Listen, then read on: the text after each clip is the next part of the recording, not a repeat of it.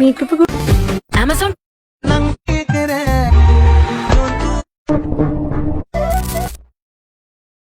Masturbate ചെയ്യുമ്പോൾ ഒരു റെസ്ട്രിക്ഷനും ഇല്ലാതെ കാര്യങ്ങൾ നടക്കും.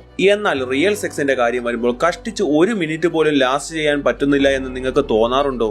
മാസ്റ്റർബേഷൻ നല്ല കാര്യമല്ല എന്ന് ഞാൻ ഒരിക്കലും പറയില്ല. ബിക്കോസ് ഈ പ്രോസസ് നമ്മുടെ സെക്ഷൽ ആക്ട് ശരിക്കും പ്രാക്ടീസ് ചെയ്യാനുള്ള ഒരു വെപ്പൺ പോലെയാണ്.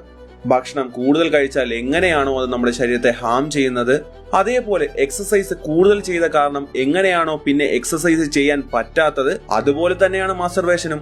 ശരിക്കും ഹെൽത്തിയായ കാര്യമാണെങ്കിലും അത് പോൺ കണ്ട് ചെയ്യുമ്പോൾ നെഗറ്റീവ് ആൻഡ് ഹാംഫുൾ ആയി മാറുന്നു.